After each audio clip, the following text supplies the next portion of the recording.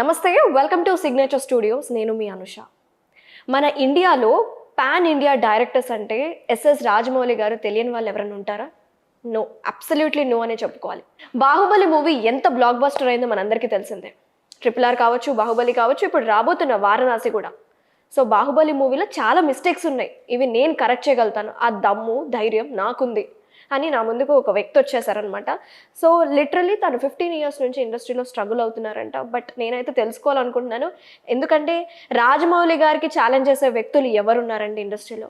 But కొంచెం తెలుసుకోవాలని ఉంది, ఎందుకు ఇలా అంటున్నారు, ఏంటి తన బయోగ్రఫీ ఏంటి, అసలు నిజంగా అంత దమ్ము ధైర్యం ఉంటే మరి ఈ పాటికల్లా సినిమా తీయాలి కదా, అవకాశాలు రావాలి కదా, నేనైతే అంటున్నాను, నా ఒపీనియన్. సో వీడియోని పూర్తిగా చూడండి.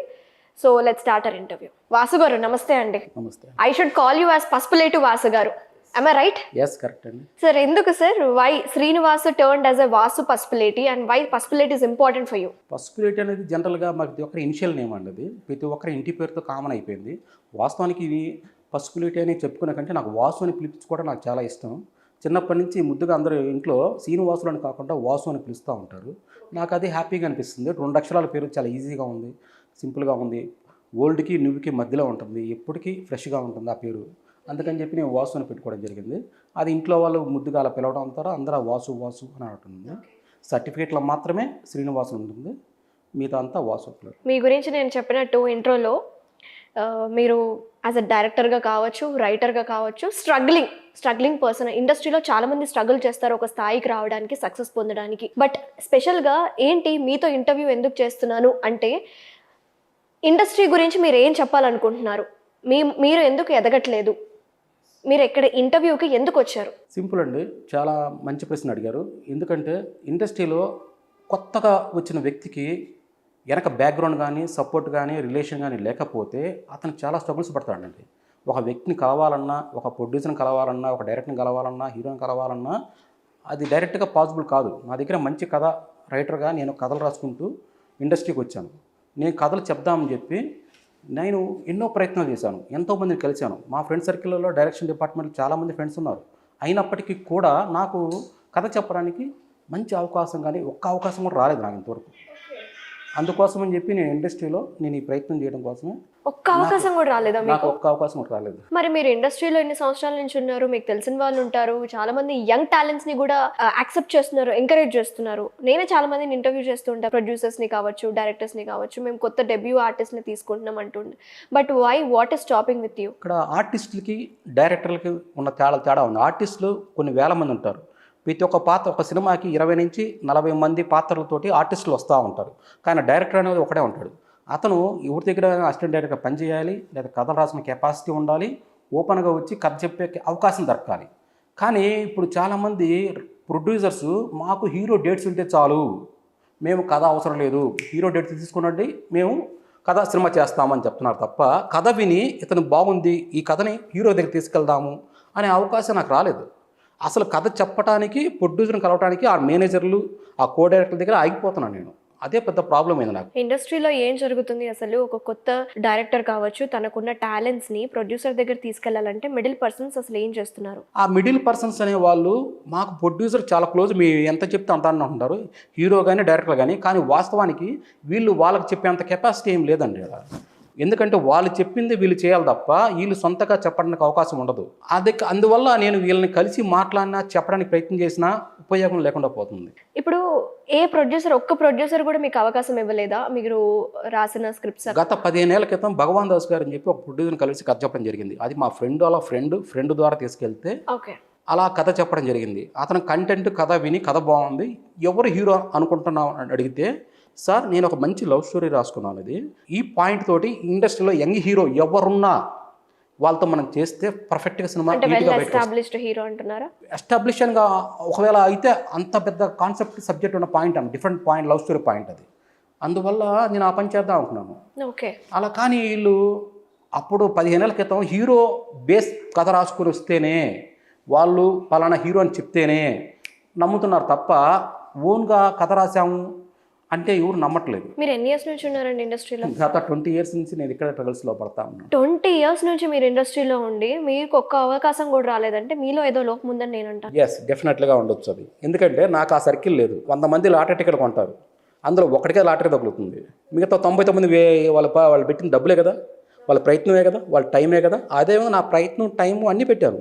ఓకే. నాకు ఆ లక్ దొరకలేదు. ఇండస్ట్రీలో కావాల్సింది లక్ 1% తోటి టాలెంట్ 99% ఉపయోగం లేదు. 1% అదృష్టం కంపల్సరీ కావాలి. అది లేకపోతే నువ్వు ఎంత ప్రయత్నం చేసినా ఎంత కష్టపడ్డా నో యూస్. ఓకే. అది 20 సంవత్సరాల నుంచి ఇండస్ట్రీలో ఉన్నారు, ఒక్క అవకాశం కూడా రాలేదు. మీరు చేసిన ప్రాజెక్ట్స్ ఏంటి మరి? మీ దగ్గర ఏమైనా రెఫరెన్స్ ఉన్నాయా? నేను ఇవి చేశాను, ఈ షార్ట్ ఫిల్మ్స్ చేశాను, ఈ వెబ్ సిరీస్ చేసుకున్నాను అని చూపించుకోవడానికి. ఇప్పుడు షార్ట్ ఫిల్మ్ వెబ్ సిరీస్లు ఇండస్ట్రీలో యూట్యూబ్లో కొన్ని వందలు ఉన్నాయి. ఇదే మాట నేను మన ప్రెస్ మీట్ పెట్టడం జరిగింది. నేను ప్రెస్ మీట్లో ఇండస్ట్రీకి తెలియడం కోసం, నా దగ్గర ఒక మంచి కథ ఉందని చెప్పడం కోసం కథ గురించి కూడా ఎక్స్ప్లెయిన్ చేశాను. అది చెప్పినప్పటికి కూడా వాళ్ళు నువ్వు షార్ట్ ఫిల్మ్ తీసావా, ఏదైనా చూపించు అని అడుగుతున్నారు. షార్ట్ ఫిల్మ్ చేయాలన్నా 1 to 5 lakhs ఖర్చు అవుతుంది. ఆ అమౌంట్ నా దగ్గర లేదు.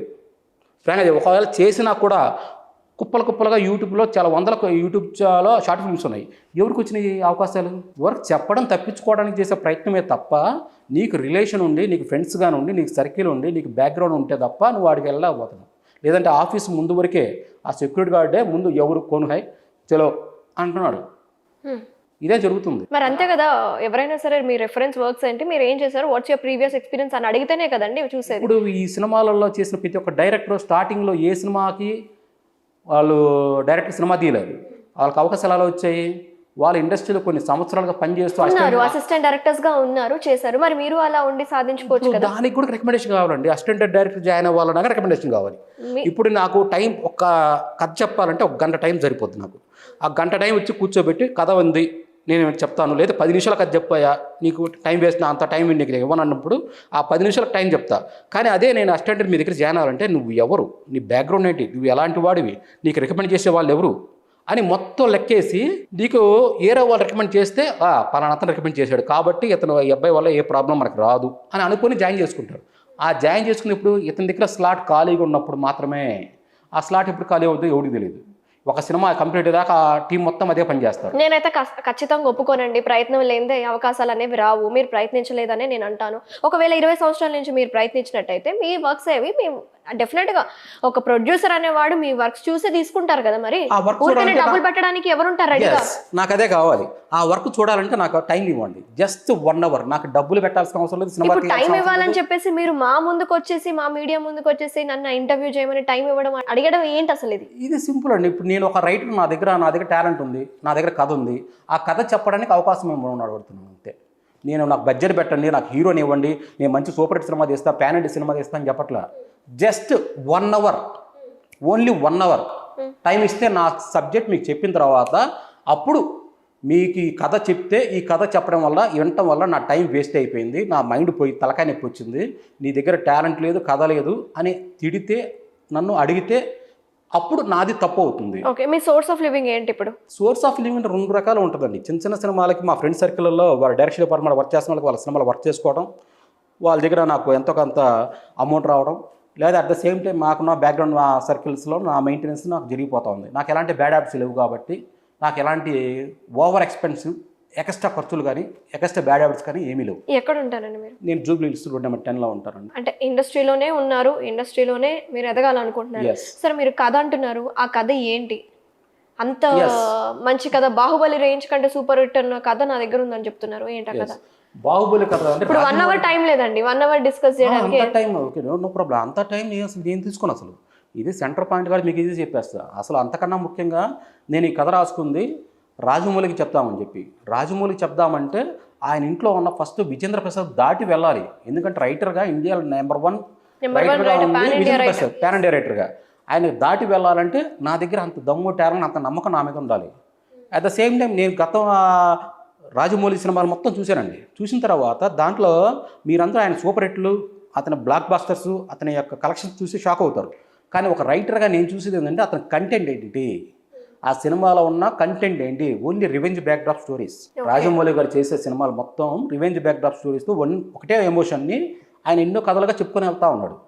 ఇప్పుడు నా దగ్గర ఉన్న కథ దాన్ని మించి ఉంటుంది. ఆ నమ్మకంతో ఆయనకి చెప్పాలని చెప్పి ఆయన దగ్గర ఉన్న కో డైరెక్టర్గా ఉన్న త్రికోటి గారిని కలవటం జరిగింది. త్రికోటిని కలిసి మాట్లాడటం జరిగిన తర్వాత అతను నాకు వేరే ఫ్రెండ్ ద్వారా పరిచయం అయ్యాడు. అతను కో డైరెక్టర్ పరిచయం కావడం కూడా మధ్యలో ఇంకో ఫ్రెండ్ కూడా పరిచయం కావాల్సి వచ్చింది. డైరెక్ట్గా నన్ను పరిచయం చేసుకోవడానికి మాట్లాడలేదు. రికమెండ్ చేయడం వల్ల అతను మాట్లాడటం జరిగింది. అలా మాట్లాడటం జరిగిన తర్వాత కొన్ని రోజులకి అసలు నువ్వు నీ దగ్గర స్టోరీ ఉందా, రాజమౌళికి చెప్పాలనుకుంటున్నావా, అంత కథ నీ దగ్గర ఉందా, అంత కథ నీ దగ్గర ఉంటే ముందు ఆ కథ నాకు చెప్పు, నాకు నచ్చితే నేను తీసుకెళ్ళి రాజమౌళి ముందు కూర్చోబెడతానని చెప్పాడు. ఎస్, నాకు అదే కావాలి సార్, నాకు టాలెంట్ చూపించడానికి నాకు అవకాశం కావాలి, అది మీకైనా చెప్తాను, మీకు నచ్చితేనే అక్కడ తీసుకెళ్ళమని చెప్పారు. రాజమౌళి చెప్పాలంటే ముందు కో డైరెక్టర్కి ఆయన్ని ఒప్పించి ఇంప్రెస్ చేసి అక్కడికి వెళ్ళాలి. నాకు ఆయనకి ఇచ్చిన టైంలో నేను 1.5 అవర్లో కథ చెప్పడం జరిగింది ఆయనకి. 3 years బ్యాక్ కథ చెప్తే ఇతను సూపర్ బాగుంది.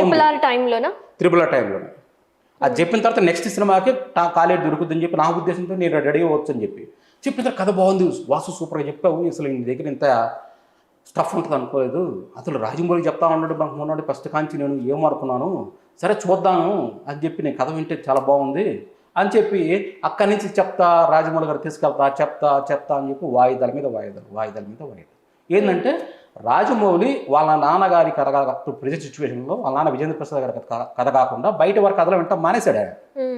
ఎందుకంటే కొన్ని కారణాలు ఆయనకి ఉండొచ్చు మనకి.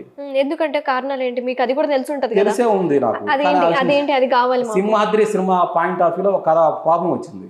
ఓకే, ఆ సింహాద్రి సినిమా అప్పుడు దానికి రైటర్ ఎవరండి? దానికి రైటర్ విజేంద్ర ప్రసాద్ గారే, కానీ ఆ కథ వేరే అసిస్టెంట్ డైరెక్టర్ రాశాడని చెప్పి విజేంద్ర ప్రసాద్ చెప్పాడని చెప్పి ఒక ప్రాబ్లం క్రియేట్ అయింది. అప్పుడు అక్కడి నుంచి ఈ కాంట్రవర్సీ నాకు అవసరం లేదు, ఏరా వాళ్ళ కథలు నేను వెళ్ళనని చెప్పి ఫిక్స్ అయిపోయి ఉన్నాడు రాజమౌళి గారు.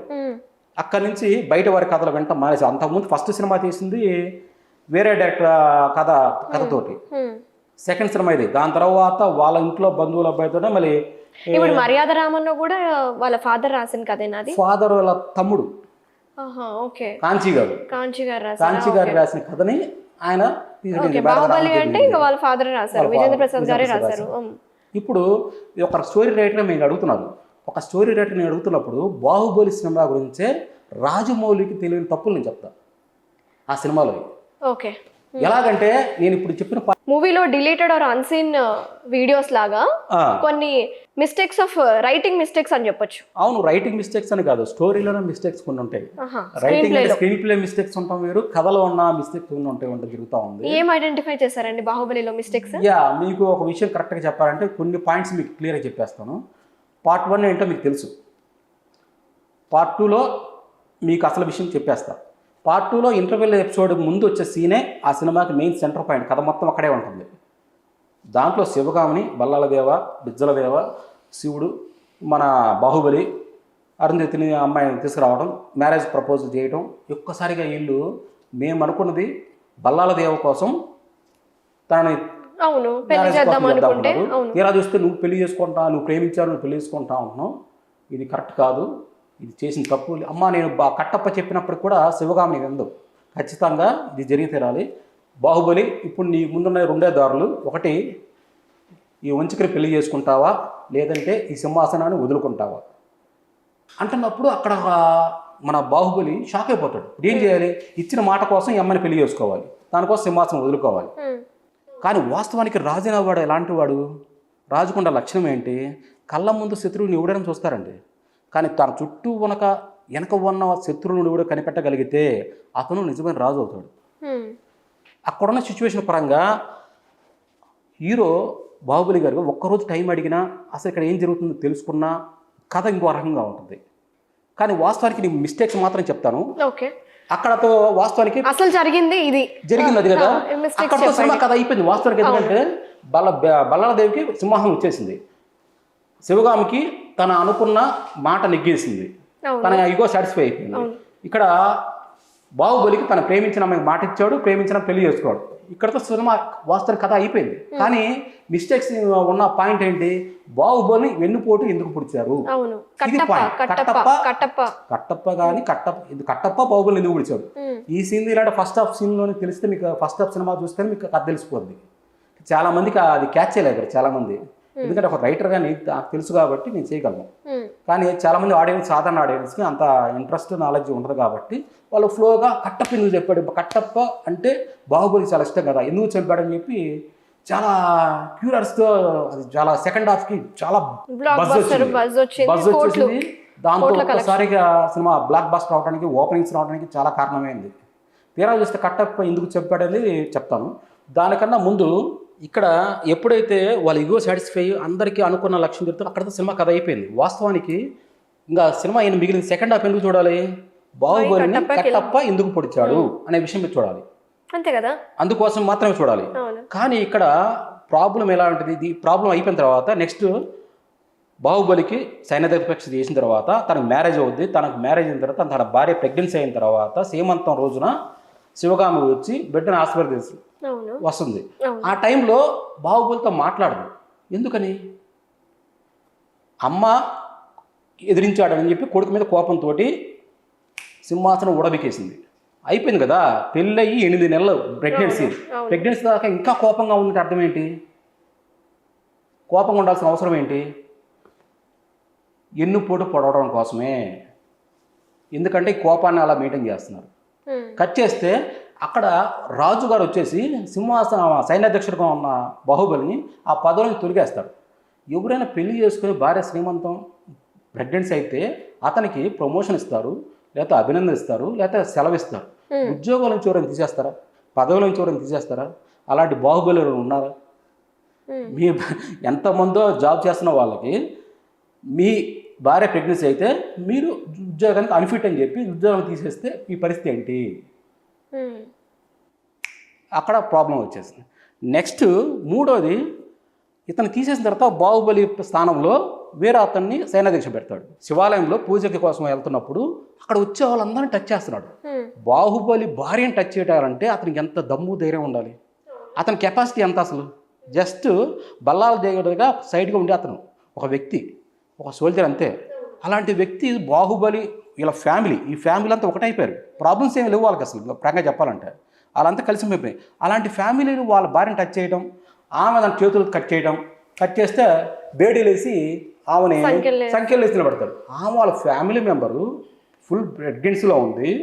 అక్కడ సభలో కోర్టులో ఆమె సంఖ్యలేసి బంధిస్తే కారణం ఏంటి? అంటే వీడికి అర్థం ఏంటి? దీని కారణం బాహుబలి కోపం రావాలి, వీడికి పనిష్మెంట్ ఇవ్వాలి, ఇక్కడి నుంచి బయటికి గంటేయాలి. వాట్ ఎవర్ ఇట్ ఈస్, అక్కడ క్యారెక్టరైజేషన్, అక్కడ హీరోయిజం డెవలప్ అవ్వడానికి ఆ క్యారెక్టరైజేషన్ అలానే రాస్తారు కొన్నిసార్లు.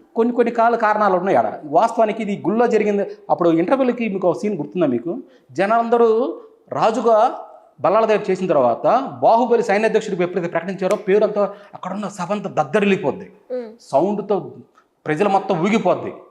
అంత దద్దరిల్లి ఊగిపోయిన ప్రజలు గుడి ముందు వాళ్ళందరి ముందే ఆ అమ్మాయికి అన్యాయం జరగబోతే తిరగబడింది, టచ్ చేయబోతుంటే అక్కడున్న ప్రజలంతా ఆడిగిపోయారు.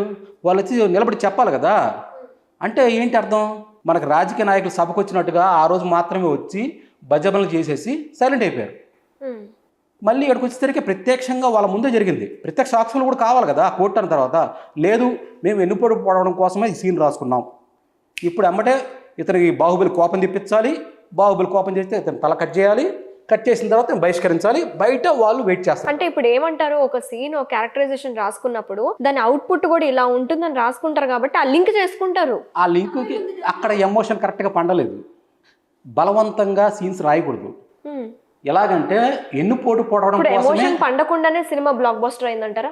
లేదు, అది అయింది. కానీ వాళ్ళు ఆ విషయం తెలుసుకోలేకపోయారు ఆడియన్స్. ఇక్కడ ఎందుకంటే రాజు అనేవాడు కెపాసిటీ ఎలా ఉంటుంది అనే విషయాన్ని చెప్పడం కోసమే మీకు ఎక్స్ప్లెయిన్ చేస్తున్నా. బయటకు వచ్చేసాడు క్లియర్. తల నరకటం వల్ల మా అధికారాన్ని ధిక్కరించావు కాబట్టి ఇది రాజ్యసభ కుటుంబ సభ్యులు చేస్తే బహిష్కరణ అని చెప్పి కట్టుబట్టలతో బయట పంపిస్తాడు. ఇక్కడతో సినిమా అక్కడితో కూడా బాహుబలిని చంపాల్సిన అవసరం లేదు. మళ్ళీ బాహుబలిని ఎందుకు చంపాల్సి వచ్చింది? అక్కడ ఊర్లో ప్రజల్లో అక్కడ చిన్న పనులు చేసుకునే వాళ్ళకి ఆడ చిన్న తగాద చేస్తే ఆ తగాద పంచాయతీ ఇచ్చాడు. అంతేగాని రాజుకి శిస్తు కట్టద్దు, రాజు యొక్క వ్యతిరేక నిర్ణయాలు చేయడం కానీ, వాళ్ళని యొక్క సైన్యంగా కూడుగొట్టుకొని దండయాత్ర చేయడం కోసం కానీ ఏమీ చేయలేదు. వీడు ఎక్కడ ఉన్నా కానీ రాజారా వీడిని చంపేయాలని చెప్పి చంపేయడానికి నిర్ణయించుకున్నారు. ఎందుకని పార్ట్ 1లో చెప్పారు, వెన్నుపోటు పడడం కోసం ఎందుకు చంపాడు కట్టప్ప అని చెప్పి. ఇదే పాయింట్. అసలు ఆయన చంపాల్సిన అవసరం ఏముంది? ఇంకా చెప్పాలంటే రాజు కింద ఒక హీరో ఓడిపోయి సైన్యాధ్యక్షుడికి ఉన్నాడంటే మహారాజు అన్నప్పుడు అసలు అక్కడితోనే అతను విలన్ అనే అతను అనుకున్న సాధించేశాడు. అసలు పదవి తీయాల్సిన అక్కడితో స్టాప్ చేస్తే బాహుబలి కొడుకు రాడు, కొడుకు వచ్చి తల్లిని కాపాడు, స్టోరీ అనేది అవ్వదు కదా. కదా, ఇక్కడ ఇదే పాయింట్. అంటే ఏంటి, బలవంతంగా రాయకూడదు కదా, ఆ ఫీల్ ఎమోషన్తో ఉండాలి అంతే తప్ప ఎన్నుపోటు పోవడం కోసం ఈ సీన్స్ రాశారు మొత్తం. అలా సీన్స్ అంటే కన్న తల్లి మాట్లాడకుండా ఎలా ఉంటుంది, కావాలని ఆ టార్గెట్ పెట్టుకుంది. మేము ఇక్కడ ఆ కోపాన్ని మెయింటైన్ చేయాలి, పెళ్ళి అయినా 8 నెలలు అవుతున్నా కానీ బాహుబలితో మాట్లాడదు, సింహాసనం వడబీకినా తీసి పడేసిన ఒక సింహాసనం పోతే ఎలా ఉంటుంది అనేది ఆ పదవిలో ఉన్న వ్యక్తికి మాత్రమే తెలుస్తుంది ఆ బాధ ఏంది. కానీ ప్రతి దాంట్లో మన హీరో ఇచ్చేస్తూ ఉంటాడు, ఆడ సింహాసనం ఇచ్చేసాడు, ఇక్కడ సైన్యాధ్యక్షుడు పదవి తీసేస్తున్నాను నవ్వుతూ పోతూ ఉంటాడు. ఎందుకని, దానికి బలమైన కారణం లేదు అసలు. అందుకోసం ఇక్కడికి వచ్చారు. మీ దృష్టిలో మన హీరో ప్రభాస్ గారు గొప్ప అంటారా లేకపోతే రానా గొప్ప అంటారా? అకార్డింగ్ టు ఖచ్చితంగా ఈ సినిమాలో చెప్పాలంటే రానా గొప్ప. ఎందుకంటే రానా బ్రెయిన్ వాడాడు, హీరో అసలు బ్రెయిన్ వాడలేదు. బ్రెయిన్ లేదని చెప్పడానికి, బ్రెయిన్ వాడలేదని చెప్తున్నా. అంటే ప్రభాస్ గారికి బ్రెయిన్ లేదంటారు? లేదని కాదు, అది చెప్తే మళ్ళీ ఫ్యాన్స్ సెట్ అవుతారు. లేదని చెప్పడం లేదు, ఉంది కానీ వాడలేదు.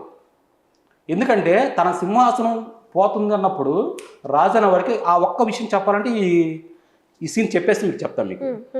అతను బయటకు వచ్చాడు, బహిష్కరణ అయిపోయాడు, పల్లెటూరులో ఉంటున్నాడు, ఆ గుడిసెల్లో ఉంటున్నాడు. అక్కడి నుంచి వాస్తవానికి మీకు ఐడియా ఉంది అమ్మాయి పేరు బ్రదర్? అరుంధతి, అనుష్క పేరు దేవసేన పెళ్లి చేసిన తర్వాత వాళ్ళ యొక్క రాజ్యానికి వెళ్ళిపోవచ్చు. వాళ్ళ రాజ్యానికి అల్లుడిగా వెళ్తే అవమానం కాదు, కానీ ఆ రాజ్యాన్ని కాపాడిన వీరుడుగా వెళ్ళి తీసుకెళ్ళిపోతే వాడు పెట్టుకోవచ్చు. కానీ అక్కడికి పోకుండా ఇక్కడ గుడిసెలు ఎందుకుంటున్నాడు? వాళ్ళ అమ్మ కోసమా, సెంటిమెంట్ కోసమా ఉన్నాడు చాలా సింపుల్గా. అక్కడ ఉన్న అదేదో ఆ ఊర్లో పంచాయతీ ఏం జరుగుతుంది, చిన్న చిన్న గొడవలు అయితే వాళ్ళు మాట్లాడుతున్నాడు అంతే. దాన్ని వీళ్ళు చూసి ఇలా చెప్పుకొచ్చారు, వీడు ఎక్కడున్నా రాజారా వీడిని చంపేద్దామని చెప్పి. వాడిని చంపాల్సిన అవసరం ఏముంది అసలు? ఓకే, కట్టప్ప జాగ్రత్త, మనం డైరెక్ట్గా వీళ్ళు చంపలేము. ఎందుకు చంపలేము డైరెక్ట్గా? అంత బలవంతుడైతే డైరెక్ట్ చంపొచ్చు కదా. డైరెక్ట్ చంపలేదు, అంతర్యుద్ధం తిరగబోయటం వస్తుందని చెప్పి ఆ ఉద్దేశంతో రమ్యకృష్ణ గారు శివగామిని, కట్టప్ప నువ్వు వెళ్ళి చంపుతావా లేకపోతే నన్ను చంపమంటావా అని అడగడం వల్ల తప్పని పరిస్థితి కట్టప్ప వెళ్ళి వెన్ను పొడపడం జరుగుతుంది. అప్పుడు అడుగుతాడు హీరో, ఎందుకు చంపేవరా నన్ను మామ అని అడిగితే రాజు చెప్పమన్నాడు. ఇక్కడ తన పదవి పోయిన విషయం తనకు తెలియదు, తన యొక్క సైన్యాధ్యక్ష పదవి పోయిన ఫీల్ అవ్వలే, తన చావుకు ఎందుకు కారణం కూడా హీరోకి తెలియదు. హీరో ఏమనుకుంటాడు, నేను సైన్యాధ్యక్షుడిని తలకాయ నరికాను కాబట్టి నన్ను చంపడానికి రాజు పంపించాడు అని అనుకుంటున్నాడు. కానీ వాస్తవానికి జరిగిందేంటి కథ అంతా? తల్లి చంపమని చెప్పింది, ఆ విషయం తెలియదు. ఇక్కడ ఏమంటాడు, అమ్మ జాగ్రత్త అంటాడు. నాకు అక్కడ ఆ సీన్ తోటి నాకు చాలా కోపం వచ్చింది. అసలు అమ్మ జాగ్రత్త ఏంట్రా, నాకు అర్థం కాలేదు. మీ అమ్మ ఎక్కడ ఉంది? రాజకోటలో ఉంది. రాజకోటలో ఏంటి, ఏముంటాయి, అన్ని ఫెసిలిటీస్ ఉంటాయి, అన్ని సెక్యూరిటీ ఉంటుంది. ఆమెకు ప్రాబ్లం ఏంది? అసలు నిన్ను భార్యగా పెళ్లి చేసుకుని రాజ్యాన్ని వదిలేసి వచ్చి నీతో పాటు పూరి గుడిసెలో బతుకుతూ, అంటే ఇక్కడ బల్లాల దేవ ఎట్లయినా చంపేస్తాడని తెలిసి అమ్మ జాగ్రత్త అని చెప్పాడు. అలా అనుకుని మీరు అనుకుంటే సరిపోదు. అంటే డైరెక్ట్ చెప్పాడు కానీ చెప్పినట్టు అవుతుంది తెలుసు మీకు. డైరెక్ట్ ఆ విధంగా చెప్పాడు, నెక్స్ట్ అమ్మ చనిపోద్ది, అమ్మని చంపేస్తున్నాడు అని చెప్పడం కోసమే చెప్పినట్టు అవుతుంది. అలా కాకుండా నిన్ను నమ్మి వచ్చి నిన్ను ప్రెగ్నెన్సీ బిడ్డ పుట్టబోతుంది, రేపు నువ్వు చచ్చిపోతున్నావు, నువ్వు చచ్చిపోతే విధవరాలు అవుద్ది, నా బిడ్డ అనాథ అవుద్ది, అక్కడ నా కూతురు మీ కూతురు జాగ్రత్త అని చెప్పుంటే కట్టప్ప ఆ దేవసేనని కాపాడటం కోసం రకరకాల ప్రయత్నాలు చేయటం అనేది సీన్ లింక్ అవుద్ది కరెక్ట్గా. ఎందుకంటే ఆమెను విడిపించడం కోసం కానీ ప్రాణాలు తెగించి ఆమెను బయటకు స్వేచ్ఛగా జీవించడం కోసం చెప్పి ప్రయత్నం కరెక్ట్ సెట్ అవుద్ది. కానీ అమ్మ అమ్మ జాగ్రత్త నాకు కోపం వచ్చింది. అసలు వాస్తవానికి బాహుబలిని ఎందుకు చంపాలి? వాస్తవానికి ఇదే సీన్ ఒక్క సీన్తో ఈ మిస్టేక్స్ అన్నీ కవర్ అయిపోతాయి. 1.5 సీన్ కావాలి దీనికి. ఏ సీన్ అంటే సింహాసనం ఫస్ట్ దేవసేనని తీసుకొచ్చి బాహుబలి సభలో కూర్చోబెట్టినప్పుడే అక్కడ ఈ రోజుతోటి నీకు దేవసేన కావాలా, సింహాసనం కావాలంటే నేను ఇచ్చిన మాట తప్పను అనేది అన్నప్పుడే ఇక నుంచి మీ రాజు బల్లాల దేవ కాబోతున్నాడు అనేసరికి జనాలందరూ అరుస్తూ ఉంటారు. అప్పుడు రమ్యకృష్ణ శివగామిని గారు ఏమంటారు, ఒకటే ఇదే నా మాట శాసనం అంటుంది. ఒక్కసారికి సైలెంట్ అయిపోతారు అందరూ, ఆ మాటకి తిరుగుండదు. జనాలు ప్రజలు మొత్తం భయపడిపోతారు.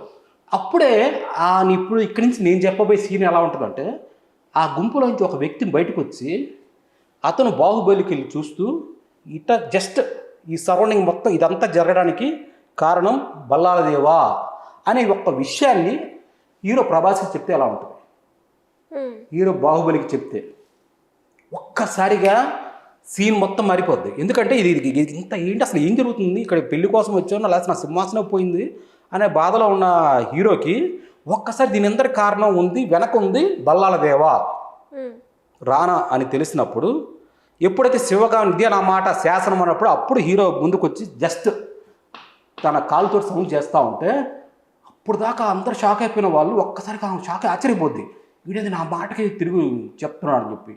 అమ్మా ఇదే నా మాట శాసనం అని నువ్వు చెప్తున్నావు.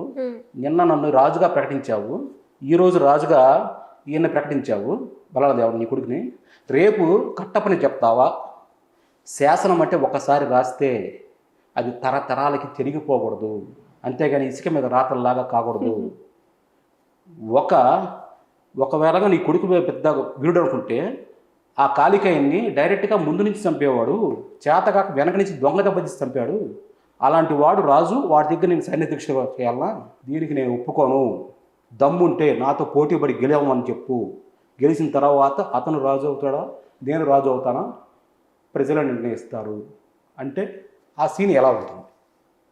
ఇక్కడ బాహుబలి అనే అతని పేరుకి చాలా గొప్ప అర్థం ఉంది. బాహుబలిని చాలా బలవంతుడు అని అర్థం. కానీ అంత బలవంతుడిగా యుద్ధం సమాన స్థాయిలో ఉన్న వ్యక్తికి జరగాలి. అంటే ఇక్కడ సమాన స్థాయి ఇప్పుడు ప్రభాస్ గారు కాదంటారు? లేదు, ప్రభాస్కి సమాన స్థాయి వ్యక్తులతో ఇంతవరకు యుద్ధం జరగలేదు. అంతకుముందు దేవసేన ప్రజల మీద జరిగింది దొంగలతోటి. దొంగలు అనే వాళ్ళకి చిన్న చిన్న ఒక విద్య మాత్రం వస్తుంది. అన్ని విద్యలు, అన్ని వేదాలు, పండితులు తెలుసుకున్నంత జ్ఞానం వాళ్ళకు ఉండదు.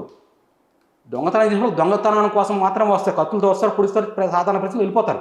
కానీ ఒక రాజును కానీ ఒక వీరుని కానీ ఎదుర్కొనే శక్తి, ధైర్యం వాళ్ళకు ఉండదు.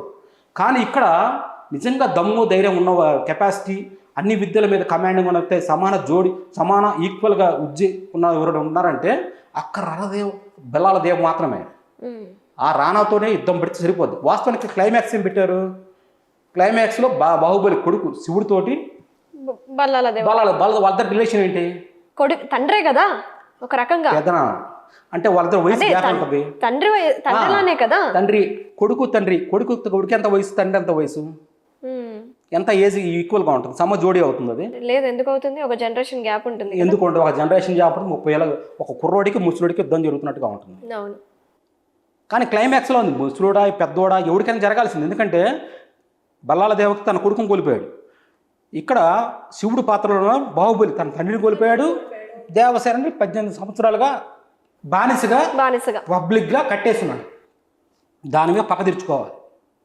కానీ వాస్తవానికి ఇక్కడ 2 సింహాలు కొట్టుకుంటే ఎలా ఉంటుంది, కుక్కతో సింహం ఫైట్ చేస్తే ఎలా ఉంటుంది, అలా ఉంటుంది. ఎందుకంటే బాహుబలికి నిజమైన దమ్ము ఫైట్ పెట్టాలంటే అన్ని విద్యలు సమాన విద్యలుగా ఉన్న బల్లాల దేవతోనే జరగాలి. అలాంటప్పుడు మీరు చెప్పిన దాన్ని బట్టి బాహుబలి అనేది పార్ట్ 1 రాదు, పార్ట్ 2 రాదండి. పార్ట్ 1కి ఆగిపోయి కరెక్షన్స్ జరిగి అది వేరే లెవెల్ ఆఫ్ క్రియేట్ అయిపోయేదేమో సినిమా. లేదు, ఇప్పుడు నేను చెప్పబోయే కథ అక్కడే ఉంది. అసలు పాయింట్ ఎమోషన్ అంటే అక్కడే ఉంది. ఇక్కడ తల్లి మాటకి జవదాటని కొడుకులాగా మనం చూపిస్తున్నాం. తల్లికి ఎదురు చెప్పలేడు, మాట్లాడలేడు, తల్లిని గుడ్డిగా నమ్మే ఒక పాత్ర ఓకే బాహుబలిది. కానీ ఇక్కడ రాజు అనే వాడికి ముందున్న శత్రువే కాదు, చుట్టూ ఉన్న శత్రువును తెలుసుకోగలిగే కెపాసిటీ కూడా రాజు అవుతాడు. అలాంటి వాడు మాత్రం రాజు కావాలి. రాజు లక్షణం అది. అప్పుడు ఈ తెలుసుకున్న తర్వాత, ఎందుకంటే ఒక రాజుకి గూఢచారులు ఉంటారు. ఎప్పుడైతే తను రాజు అయ్యాడో తన యొక్క సర్కిల్ గూఢచారులు పెట్టేస్తాడు. అంతే పెట్టేసిన తర్వాత ఇది ఎంత ఆ సభలో చెప్పాడు అతను, ఒక సైనికుడు వచ్చి ఇదంతా జరగడానికి కారణం బల్లాలదే అని చెప్పేశాడు. చెప్పిన తర్వాత అప్పుడు కదా హీరో టాలెంట్ బయటపడేది.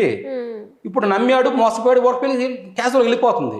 కానీ అసలు విషయం తెలిసింది. ఇప్పుడు ఏం చేస్తాడు హీరో, అప్పుడు ఇదే నాకుతో వాడికి పోటీ పెట్టండి, మా ఇద్దరు ఎవరు గెలిస్తే వాళ్ళే రాజు, మిగతా వాళ్ళు సైన్య అధ్యక్షుడుగా పెట్టాలి. ఇక్కడ వీళ్ళిద్దరికి నేను రాసుకున్న సీన్ అనమాట ఇది రాజమౌళి రాసిన సీన్ కాదు, నేను రాసుకున్న సీను. ఆ కథలో ఎమోషన్, ఎందుకంటే హీరో బ్రెయిన్ వాడితే ఎలా ఉంటుందో చెప్పడం కోసం. ఇంతవరకు అక్కడున్న పాత్ర చెప్పింది మాత్రమే బాహుబలి ఫాలో అవుతున్నాడు. కానీ బాహుబలికి ఉంటే తెలివితేటలు కానీ బ్రెయిన్ వాడితే ఎలా ఉంటుందని నేను చెప్తాను అంతే. ఓకే, అందుకోసమే అప్పుడు వాళ్ళకి అన్ని విద్యల మీద కోసం చెప్పి వాళ్ళిద్దరికి ఫైట్ పెట్టడం జరుగుతుంది. 2 సింహాలు కొట్టుకుంటే ఎలా ఉంటుందో అలా ఉంటుంది. కానీ ఇక్కడ రానా బాహుబలి బల్లదేవ ఇతన్ని ఎలాగైనా చంపేయాలి. ఈయన చంపేస్తే మా తరతరాలుగా నా కొడుకులు నా కొడుకులు రాజు రాజు అవుతారు. అవుతారు. వీడు కానీ ఉంటే ఎప్పటికైనా నెక్స్ట్ వరల్డ్ రావచ్చు. అందుకోసం నుంచి చంపడం కోసం వాడు ఫైట్లో దిగుతాడు. బాహుబలి అనేది హీరో కాబట్టి గుడ్ క్వాలిటీస్ ఉంటాయి కాబట్టి ఇతను ఓడించి విన్ కావాలని మాత్రం చూస్తుంటాడు. ఇక్కడ సీన్ వాస్తవానికి ఎప్పుడైతే ఈ ఫైట్ జరుగుతుందో ఇక్కడ ఫైట్లో ఇద్దరు కలిసి మాట్లాడుకుంటారు. ఈ విషయం వాళ్ళిద్దరికి తప్ప ఎవరికి తెలియదు. ఈ సీన్ మీకు చెప్తాను తర్వాత. ఇద్దరు మాట్లాడుకుంటారు మధ్యలో. ఆ ఇద్దరు మాట్లాడుకున్న తర్వాత బాహుబలికి కట్ అయిపోతుంది వచ్చి దెబ్బ తగిలి. ఇది యుద్ధంలో ఎవడైనా ఒకడే ఉంటాడు, ఇంకోటి ఉండకూడదని చెప్పాడు. అప్పుడు హీరో సరే అయితే ఇక్కడి నుంచి నేను యుద్ధంలాగా చేస్తాను, ఇప్పుడు దాకా పోటీ అనుకున్నాను, ఇది పోటీ కాదు యుద్ధం అని చెప్పి యుద్ధంలో తిరగబడితే చాలా భయంకరంగా బాహుబలి వల్ల ప్రాణాలు పోయే పరిస్థితి బల్లల దగ్గర వస్తుంది. అక్కడ వీడి చావు వీడిని చంపేయాలని ఖచ్చితంగా వచ్చేసింది బాహుబలికి. కానీ వీడిని చంపితే తమ తల్లి శివగామి భయపడుతూ టెన్షన్ పడుతూ చూస్తుంది. వీడిని చంపకూడదు, చంపితే మా అమ్మ బాధపడుతుంది, మా అమ్మని బాధ పెట్టే పని నేను చేయకూడదు. అప్పుడు అని చెప్పి సడన్గా ఆ పోటీలో తన కాలు బెనికి హీరో బాహుబలి కూడా ఓడిపోతాడని చెప్తుంది. నేను ఓడిపోయానని చెప్పి ఒప్పుకుంటాడు. ఎందుకని? వాళ్ళ అమ్మ కోసం. ఆ విషయం ఆడియన్స్ తెలిసిపోద్ది, కానీ ఆ విషయాన్ని ఎప్పుడు చెప్పం. ఓడిపోయాడు, నెక్స్ట్ సింహాసనం మీద బాహుబలి కూర్చున్నాడు, సింహాసనం మీద బల్లదేవ కూర్చున్నాడు, పక్కనే మన సైన్యాధ్యక్షుడిగా అయ్యాడు. ఎప్పుడైతే ఈ ప్రజల ఆర్తనాదాలు లేస్తున్నాయో ఆ పైన గొడుగు కింద పడిపోతుంది, పడిపోకుండా దాన్ని పట్టుకొని పైన నిలబెడతాడు. అక్కడ సీన్ ఓపెన్ అవుద్ది. వీళ్ళు యుద్ధంలో వీళ్ళిద్దరు ఏం మాట్లాడుకున్నారు అనే సీన్ అక్కడ ఓపెన్ అవుద్ది. అక్కడ బాహుబలి చెప్తాడు, రే నా సింహాసనం కొట్టేయాలని, నా సింహాసనం ఆక్రమించాలని నువ్వు ప్రయత్నిస్తున్నావు, నాకు ఇది ఎంత జరగడానికి కారణం నువ్వని నాకు తెలుసు. ఇప్పుడు నిన్ను చంపితే మా అమ్మ బాధపడుద్ది, అందుకోసం నీకు సింహాసనం చేస్తున్నా పో అని చెప్పేసి అంతతో సీన్ కట్ అయిపోద్ది. అక్కడ రివ్యూలో అవుద్ది బల్లాలదేవికి, ఒరే వీడు నా భిక్షగా పెట్టాడు, వీడే అనుకున్నా ప్రజలు కూడా నాకన్నా ఈయనే రాజుగా యాక్సెప్ట్ చేస్తున్నారు అనే విషయం బాధ వాడికి అలా ఉండిపోద్ది. ఇది ఫస్ట్ సీన్. నెక్స్ట్ సీన్లో ఇంకొకటి రివీల్ అవుతుంది. వీళ్ళమ్మ బాహుబలి ఇలాగ కోపంగా ఉంది. ఎందుకని? ఇప్పుడు అంతకుముందు 8 సంవత్సరాలుగా 8 నెలలు ప్రెగ్నెన్సీలో ఉంది.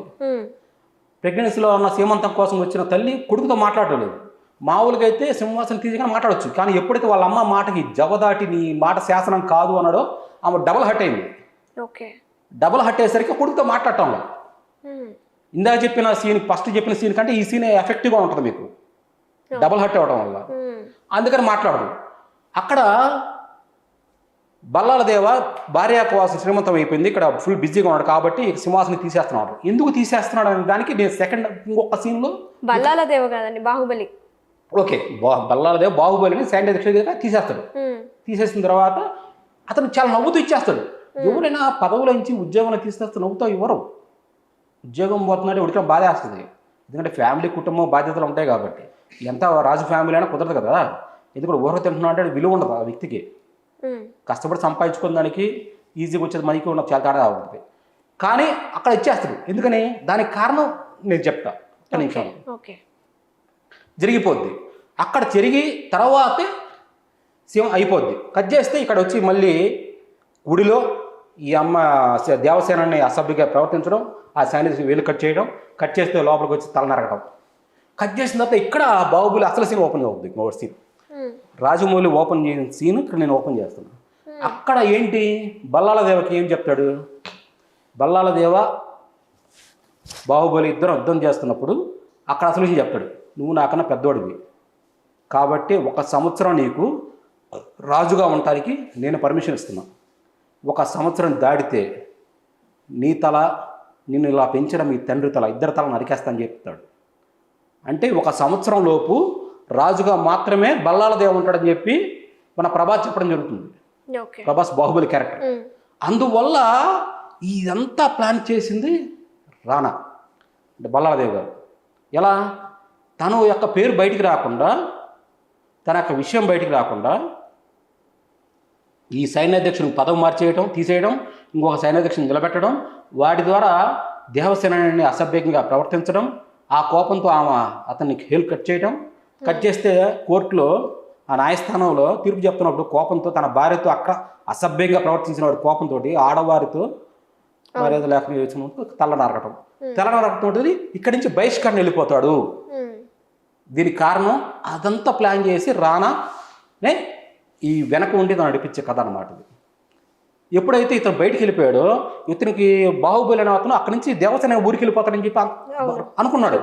కానీ వెళ్ళిపోకుండా ఎప్పుడైతే అక్కడే ఉన్నాడో అంటే సంవత్సరం లోపు బిడ్డ పుట్టిన తర్వాత రాజుగా మళ్ళీ వచ్చేస్తాడు. వాడు వస్తే వాడు నేను బెదిరించలేడు.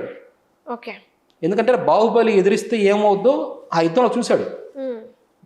బల్లాలదేవికి బాహుబలి జరిగిన యుద్ధంలో ఏం జరుగుద్ది, నా ప్రాణాలు పోతాయి, నాతో పాటు మా తండ్రి కూడా చంపేస్తాడు. ఈయన డైరెక్ట్గా చంపలేము, ఇండైరెక్ట్గా చంపాలి. కాబట్టి దానికి కారణం మా అమ్మ చేత ఒప్పించాలని చెప్పి ఈ వెన్నుపోటు యొక్క స్కీమ్. సో మీరు ఇట్లా చెప్తున్నారు కదా కరెక్షన్స్ అన్ని రైటింగ్ పార్ట్లో, ఇవన్నీ ఎప్పుడు మీరు ఆయన ఫాదర్కి చెప్పడం జరగలేదా? ఆ అవకాశం దొరకలేదా? అసలు మామూలుగా కథ చెప్పడానికి అవకాశం దొరకదు, ఫాదర్కి కథ చెప్పడానికి జరిగింది. మీరు కో డైరెక్టర్కి చెప్పారా ఇవన్నీ? అతను చెప్తే వాళ్ళు యాక్సెప్ట్ చేయలేరు, ఎందుకంటే వాళ్ళు అక్కడ దాకా హట్ అయిపోతారు. ఈ విషయం చెప్తే ఇన్ని మిస్టేక్స్ చెప్తే వాళ్ళు ప్రతి సినిమాలో ఏవో ఒక కరెక్షన్స్ ఉంటూనే ఉంటాయండి. అవును, మిస్టేక్స్ ఉంటాయి, కానీ దాన్ని బెటర్మెంట్ చేసే కెపాసిటీ నా దగ్గర ఉందని చెప్పడం కోసం ఈ సీన్స్ చెప్పాను, అంతే తప్ప నేను చెప్పట్లేదు. ఇప్పుడు బెటర్మెంట్ చేస్తున్నారంటే మళ్ళీ నా దగ్గర రైటర్గా స్కిల్స్ ఉన్నాయి. నేను ఎంత పెద్ద సినిమా అయినా అప్పుడు చూసినప్పుడే దాంట్లో మిస్టేక్స్ చెప్పగలను, దాని మిస్టేక్స్ని ఎలా సరిచేయాలో చెప్పడం. వారణాసి రాబోతుంది, చాలా కోట్లు ఖర్చు పెట్టి సినిమా తీస్తున్నారు. మొన్న గ్లోబ్ టాటర్ అని రిలీజ్ చేశారు, దానికే చాలా కోట్లు ఖర్చు పెట్టారు. సో ఏంటి మరి వారణాసి గురించి మీకు తెలుసుంటుందా, ఏం చెప్పాలనుకుంటున్నారని మీకేమన్నా మీ ఇంట్యూషన్ ఏమన్నా చెప్పిందా? నాకు తెలుసు అండి, నా పాయింట్లో నేను చెప్తే మీకు నమ్మకపోవచ్చు, ఆశ్చర్యంగా ఉండొచ్చు. సరే మీరు ఒకసారి స్టోరీ చెప్పండి, ఒక లైన్లో చెప్పండి ఏం జరుగుతుందో. ఇప్పుడు పార్ట్ 1లో వై కట్టప్ప కిల్డ్ బాహుబలి అనేది అందరికీ తెలుసు, సెకండ్ పార్ట్లో ఏం జరిగిందో ఒక లైన్లో చెప్తారు. ఆ విధంగా ఒక లైన్ చెప్పండి. మూవీ రిలీజ్ అయిన తర్వాత 2027లో రిలీజ్ అయినాక మీ వీడియో ఆ వీడియో చూద్దాము, అప్పుడు తెలుస్తుంది మీకు. ఎప్పుడైతే మీకు ఫస్ట్లో చెప్పడం పోస్టర్ రిలీజ్ చేశారో పృథ్వీరాజ్ గారిని కుంభా క్యారెక్టర్ రిలీజ్ చేశారో, ఆ పాయింట్లోనే కథ మొత్తం అక్కడే ఉండిపోయింది. ఓకే. ఎందుకంటే ఒక కోటీశ్వరుడు అంత పవర్స్ ఉన్న వ్యక్తి తన ఒక వీల్ చైర్లో మాత్రమే ఉండిపోయాడు.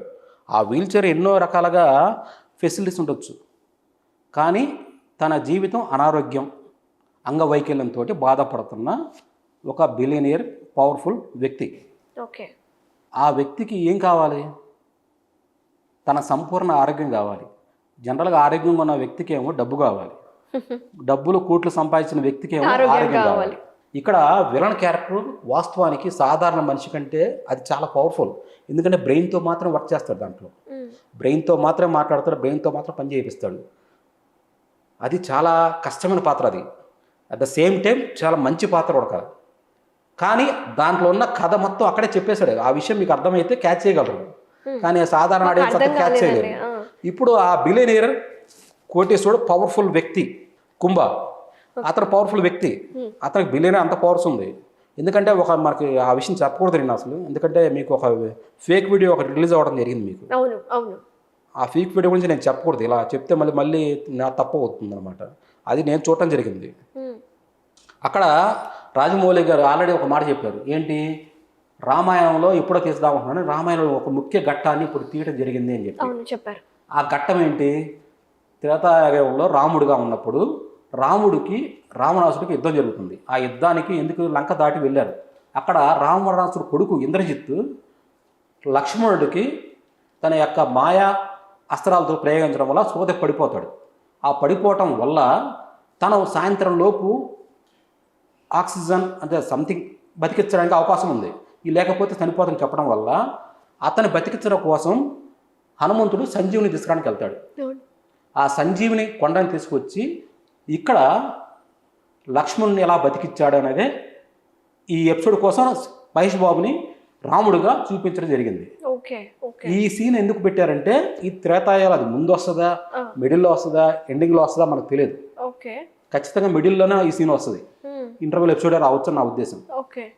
ఎందుకంటే సంజీవిని కావాలి, సంజీవిని వల్ల ఒక వ్యక్తి చావు నుంచి జయించవచ్చు, సంపూర్ణ ఆరోగ్యవంతుడు కావచ్చు.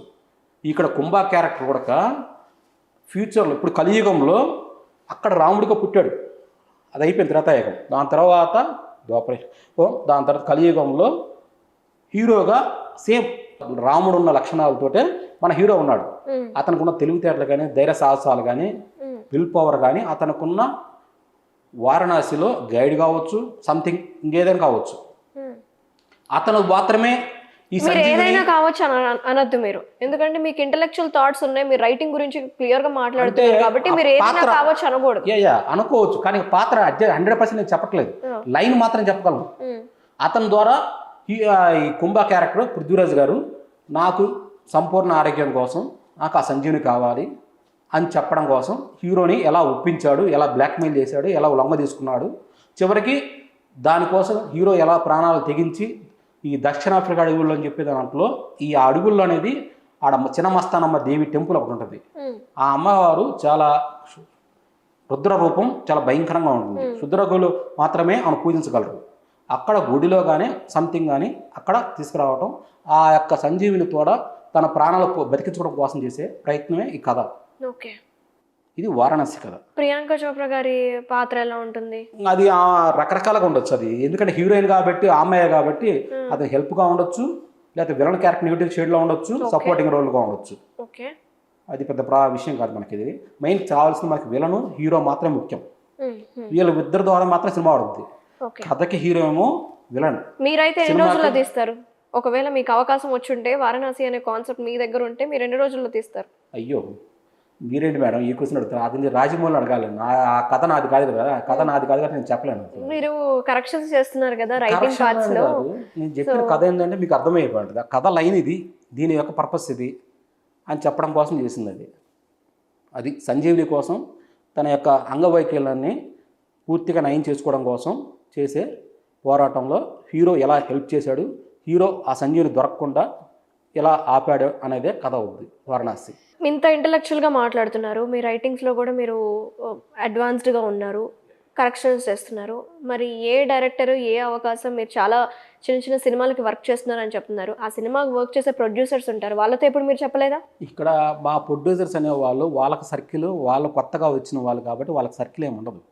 వాళ్ళ కెపాసిటీ కూడా వాళ్ళు అంతవరకే కాబట్టి వాళ్ళకి కానీ మా ఫ్రెండ్ సర్కిల్లో కానీ మా ఫ్రెండ్సే కొత్త పెద్ద కో డైరెక్టర్లుగా కొంతమంది పెద్ద సినిమా హీరోల దగ్గర పనిచేశారు. వాళ్ళకి పోయి కథ చెప్తా అని వాళ్ళే అడిగితే, నువ్వు మూడో వ్యక్తికి, నాకు తెలిసిన వ్యక్తికి మీరు కథ చెప్పండి, అతను చెప్పి అతను నచ్చి అతను నాకు ఫోన్ చేసి ఈ కథ వింటే నీ టైం వేస్ట్ కాదు అని చెప్తేనే మేము కథ వింటామంటున్నాం. ఇప్పుడు చాలా మంది హీరోస్ కూడా యంగ్ డైరెక్టర్స్ ని కావచ్చు, యంగ్ ప్రొడ్యూసర్స్ కోసం వాళ్ళు చూస్తున్నారు.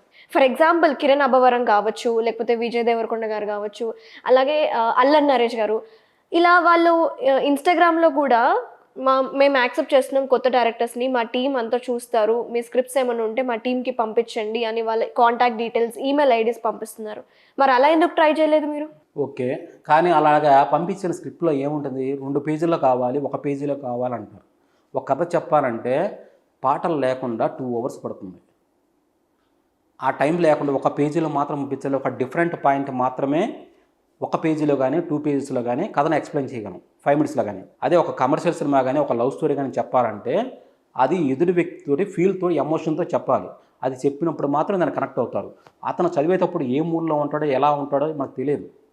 అదే నా టైం ఇస్తే నా ఎదురు కూర్చున్నప్పుడు అతను అన్ని పనులు ఆపేసి ఓన్లీ నా మీద మాత్రం ఫోకస్ ఉంటుంది.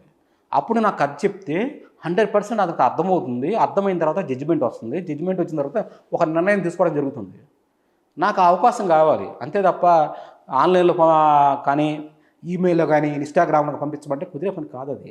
ఒకవేళ ఎప్పుడో ఎక్కడో లక్కు దొరికితేనే అది అవకాశం వస్తుంది, అందరికీ రాదండి అది. అదే పరిస్థితి. ఇప్పుడు కేరామ్ సినిమా ఉంది, ఎలా పరిచయం అయ్యాడని చెప్పి ఇంటర్వ్యూ జరుగుతున్నప్పుడు ఏదో చెప్పుకొచ్చాడు హీరో. ఇన్స్టాగ్రామ్లో పరిచయం అయ్యాడు, దాని తర్వాత ఆఫీస్ దగ్గర వచ్చి నిలబడతా ఉండేవాడు, ప్రతిరోజు తిరిగి చెప్పేవాడు. ఒకరోజు ఏంటని అడిగాను, కథ చెప్పాలన్నాడు. ఆ టైంకి నాకు వినాలని నేను ఫ్రీగా ఉన్నాను, పిలిపించాను, విన్నాను, నచ్చింది. దాని తర్వాత 1.5 years నేను ట్రావెల్ చేశాను. దాని తర్వాత వేరే ప్రొడ్యూసర్కి పరిచయం చేయడం చెప్పడం జరిగిందని చెప్పారు. ఇంత జరిగింది. సో మీరు ఇంత ప్రయత్నాలు చేస్తున్నారు కదండి, దాదాపు 15 సంవత్సరాల నుంచి ఇండస్ట్రీలో ఉన్నారు. డెఫినెట్గా మీరు ప్రయత్నం చేయలేదని నేనైతే అనను. ట్రై చేసి ఉంటారు, ఒక డైరెక్టర్ని అప్రోచ్ అయ్యి ఉంటారు, ప్రొడ్యూసర్ని అప్రోచ్ అయ్యి ఉంటారు, హీరో అని కూడా అనుకుంటారు, ఒక స్టోరీ రాసుకుంటారు, ఇలా ఉండాలి అలా ఉండాలని. మీరు రీసెంట్ టైమ్స్లో ఏ డైరెక్టర్ని అప్రోచ్ అయ్యారు, మీకు ఎందుకు రిజెక్షన్స్ అయ్యాయి, ఎవరతను? రీసెంట్ అని కాదండి, గత 15 ఏళ్ళుగా ఇలాగే ప్రయత్నాలు చేస్తుంటాం. ఒకసారి మాకు హీరో కథ చెప్పడం చాలా కష్టం. హీరో ఇంట్లో నుంచి బయటికి రారు, వాళ్ళ ఆఫీసులో నుంచి బయటికి రారు, వాళ్ళ కలవడం అనేది పెద్ద సర్కిల్ ఉంటే దొరుకుతుంది. రెండోది మాకు దొరికేది డైరెక్టర్ కానీ ప్రొడ్యూసర్ కానీ. ప్రొడ్యూసర్ ఆఫీస్లోకి వెళ్తే మా తప్ప అతని ఇంటికి వెళ్ళడానికి మాకు రైట్స్ ఉండవు. At the same time director ఆఫీస్లో కలవడం తప్ప అతని ఇంటికి వెళ్ళడానికి రైట్స్ ఇవ్వకుండా కలవడం కుదరదు. At the same time director phone నెంబర్లు మాకు దొరుకుతాయి. ఫోన్ నెంబర్లకు ఫోన్ చేసి మాట్లాడుతూ ఉంటే నా నెంబర్ ఎవరు ఇచ్చారు నీకు,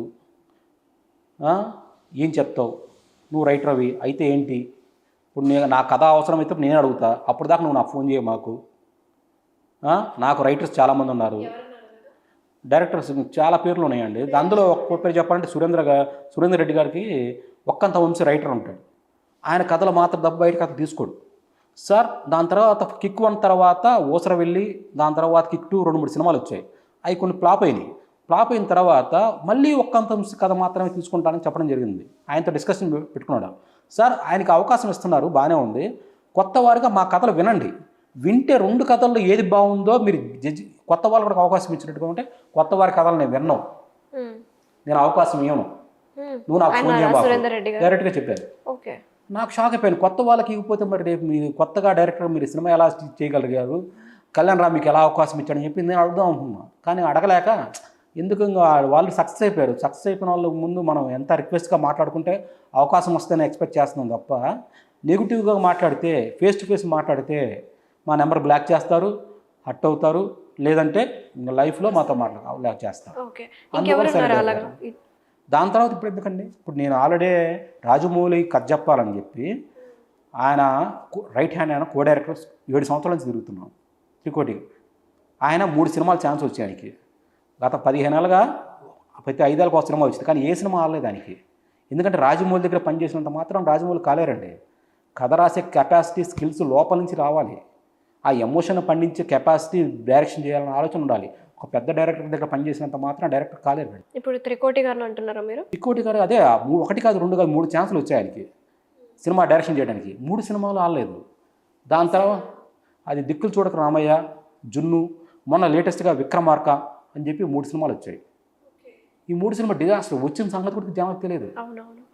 ఎందుకని? అంత పెద్ద డైరెక్టర్ దగ్గర పనిచేశాడు కదా, సినిమా తీస్తే ఎలా ఉండాలి, బ్లాక్ బస్టర్ అవ్వాలి కదా, కథలో దమ్ము, ఎమోషన్, ఆయన చూపించినట్టుగా ఫైట్స్ కానీ ఎమోషన్ పెట్టి చూపించాలి కదా. కంటెంట్ లేదు. కంటెంట్ లేకుండా ఎంతమంది యాక్ట్ చేసినా ఏం చేసినా ఉపయోగం ఉండదండి. చాలామందికి ఇదే పరిస్థితి వస్తుంది. ఆయన లాస్ట్కి రాజమౌళి దగ్గర తీసుకెళ్ళలేక కెమెరామెన్ సెంధిల్ దగ్గర తీసుకెళ్లారు. ఇప్పుడు లేటెస్ట్గా కెమెరామెన్ సెంధిల్ గారు డైరెక్షన్ చేద్దామని ఆలోచనలో ఉన్నారు. ఆయన కథ చెప్దామంటే చెప్పాను ముందుగానే, రాజమౌళికి చెప్పాలన్న కథ సార్ ఇది, మీరు వింటానంటే చెప్తాను. రాజమౌళి కథలు వినరుగా అన్నారు. వినరని తెలుసండి. ఆయన పోటీగా ఎట్టి పరిస్థితుల్లో కథ చెప్పాలి అనే నమ్మకంతో నాకుందండి. ఈ కథ చెప్పిన తర్వాత వాళ్ళ నాన్నగారికి చెప్పిన కథ ఈ రెండిట్లో ఏది బాగుందో తెలుసుకోవడం కోసమే నాకు ఛాలెంజింగ్గా ఉంది. అందుకోసమే నేను కథ చెప్పాలని చెప్పి నేను 2.5 hours ఆయనకి సెంధిల్ కథ చెప్పాను.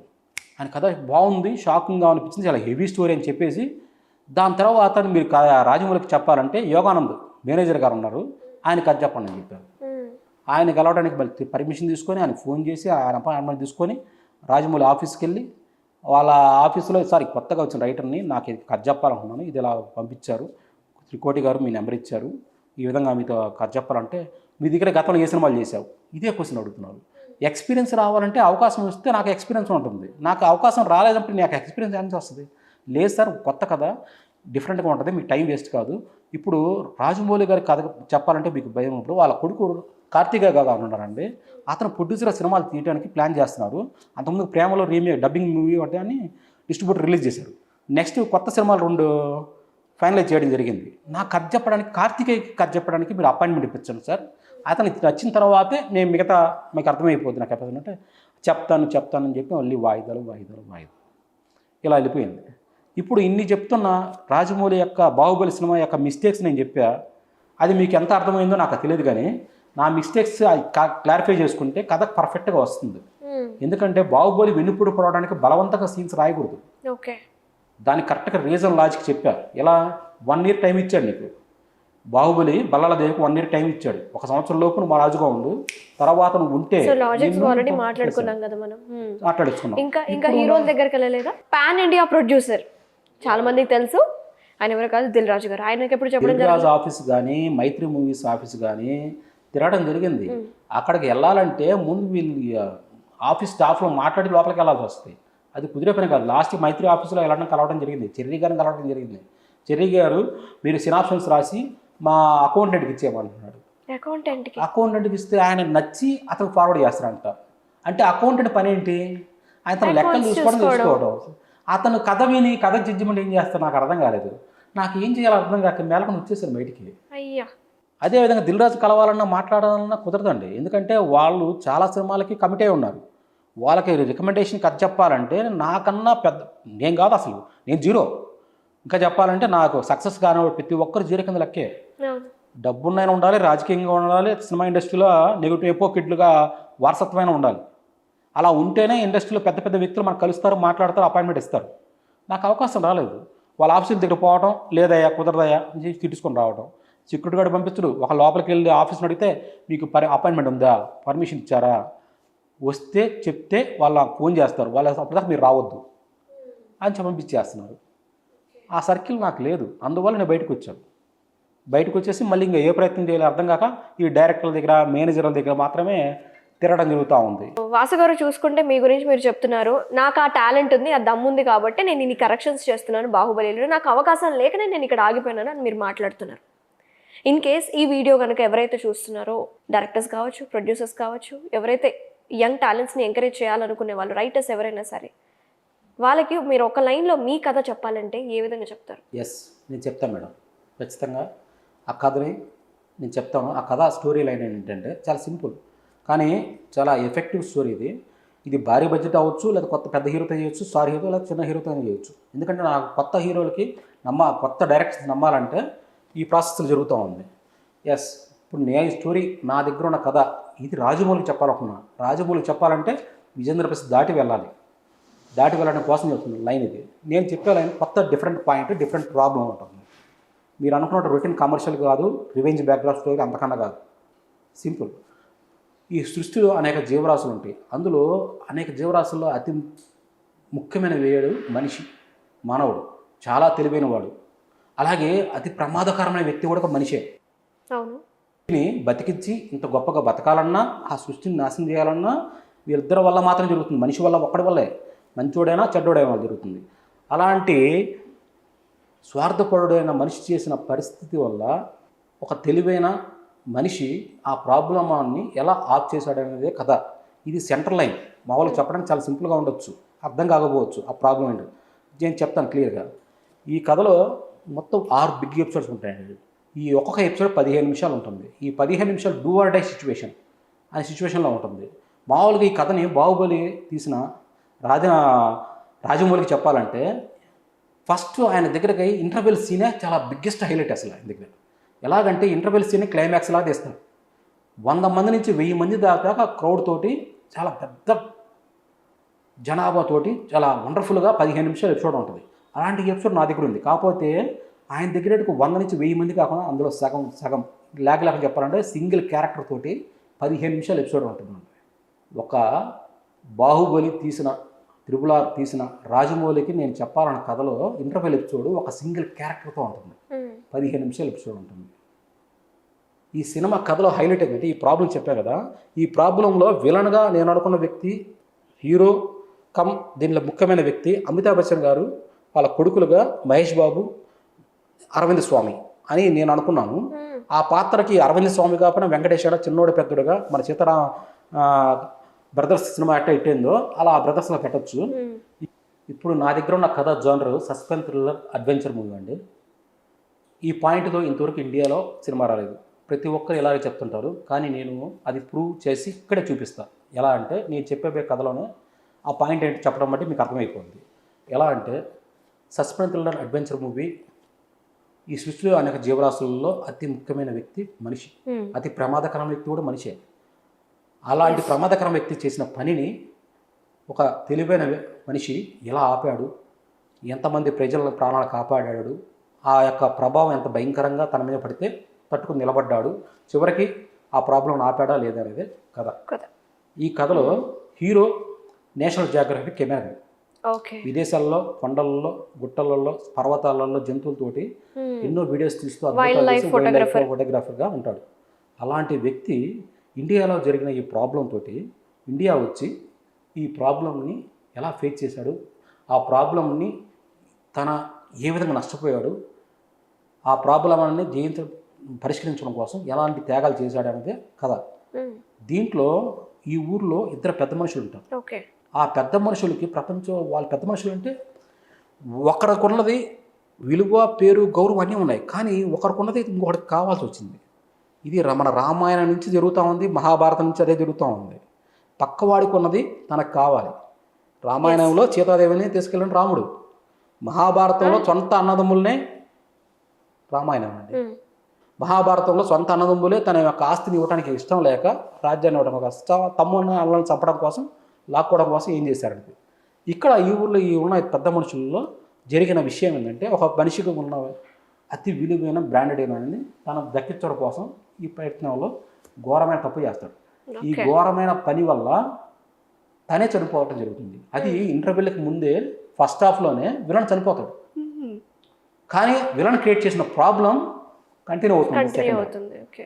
ఈ ప్రాబ్లం గురించి తెలిసిన వాళ్ళు ఒకడే విలన్, చెప్పేవాడు ఒకడే, ఆపేవాడు ఒకడే.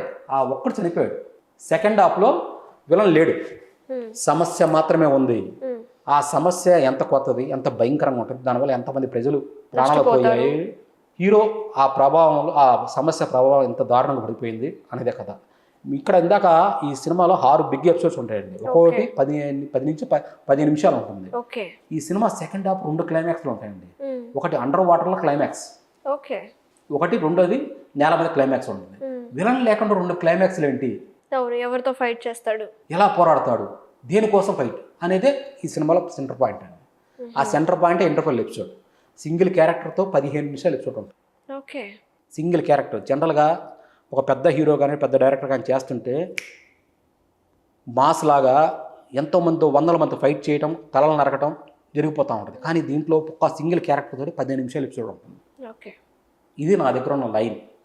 ఈ లైన్ చెప్తే నాకు చెప్పడానికి కావాల్సింది 1 అవర్. ఎవరికి అనుకుంటున్నారు ఈ లైన్ మీరు, ఏ హీరోకి? ఈ లైన్ ప్రస్తుతం నేను త్రిబుల్ ముందే ఈ కథ రెడీ చేసుకోవడం జరిగింది. నేను ఫస్ట్ మహేష్ బాబు చెప్పాలని ట్రై చేశాను, హీరో చెప్పడం కుదరదు. తెలుగులో ఇంకా చేయాలంటే ప్రభాస్ చేయాలి. ప్రభాస్కి చాలా పెద్ద లిస్ట్ ఉంది, అది చేయాలంటే ఇంకో 10 ఏళ్ళ దాకా నేను వెయిట్ చేయాలి. అంత ఆల్రెడీ 20 సంవత్సరాల నుంచి వెయిట్ చేస్తున్నాను, మళ్ళీ ఇంకా 10 ఏళ్ళు వెయిట్ చేయాలని నా వల్ల కాదు. కాబట్టి నాకు ఇంకో హీరో కావాలనుకుంటే కేజీఎఫ్ హీరో యాష్. ఒకవేళ బాలీవుడ్లో చేయాలంటే హృతిక్ రోషన్. ఈ కథకి నేషనల్ జియోగ్రఫిక్ కెమెరామెన్గా ఎంత స్టైలిష్గా ఉంటారో, ఎంత ఫిట్గా ఉంటారో, ఎంత స్ట్రాంగ్గా ఉంటారో మీకు అర్థమైపోద్ది ఆ పాత్రకి. అట్ ద సేమ్ టైం భారీ బడ్జెట్ మేము తీయలేము అనుకున్నప్పుడు ఈ కథని ప్రొడ్యూసర్ ఒప్పుకుంటే, ప్రొడ్యూసర్ ఈ భారీ బడ్జెట్ పెట్టగలను అనుకుంటే వరుణ్ తేజ్ లాంటి హీరోతో కూడా చేయొచ్చు. ఎందుకంటే హైట్, వెయిట్ 6 feet ఉంటాడు, బాడీ బిల్డింగ్, లుక్ స్టైలిష్గా ఉంటుంది కాబట్టి చేయొచ్చు. కానీ అది ప్రొడ్యూసర్ చేతిలో ఉంటుంది. బడ్జెట్ నేను పెట్టగలను, కథను నమ్మాను, కథ బాగుంది, నేను ప్యాన్ ఇండియాగా సినిమా తీస్తాను అనుకుంటే మన మహేష్ బాబు గారు కానీ, కేజీఎఫ్ యాష్ కానీ, హృతిక్ రోషన్తో కానీ కథ తీయవచ్చు. ఇంకా చెప్పాలంటే ఈ కథని రాజమౌళికి పోటీ. మీరు నమ్మినా నమ్మకపోయినా, నవ్వుకున్నా, జోక్ అనుకున్నా, ఏమనుకున్నా పర్లేదు, నాలో ఆ టాలెంట్ ఉన్నది నాకు తెలుసు. మీరు నాకు 1 అవర్ టైం ఇస్తే నేను చెప్పిన మాటలు అబద్ధమా, నిజమా, సుల్లా అనేది ప్రూవ్ చేయగలను. నాకు కావాల్సిన టైం ఓన్లీ 1 అవర్. అది కానీ జరిగితే నేను చెప్పగలను. సో కథ, మీరు అనుకున్న కథ అయితే, లైన్ అయితే చాలా బాగుంది. నిజంగానే ఒక మనిషి ఏదైనా సృష్టిస్తాడు, ఏదైనా నాశనం చేయగలిగే ఆ కెపాసిటీ కేవలం మనిషికే ఉంటుంది. సో ఆల్ ది బెస్ట్ అండి. ఈ వీడియో ఎవరైతే చూస్తారో డెఫినెట్గా మిమ్మల్ని అప్రోచ్ అవ్వాలని నేనైతే మనస్ఫూర్తిగా కోరుకుంటున్నాను. బికాస్ స్ట్రగుల్ అవుతున్నారు చాలామంది ఇండస్ట్రీలో. మీరు గత 15 సంవత్సరాలుగా స్ట్రగుల్ అవుతున్నారు కాబట్టి ఒక అవకాశం దొరకాలని నేను కోరుకుంటున్నాను. Thank you so much. నమస్తే. Thank you madam. Thank you very much. నమస్తే.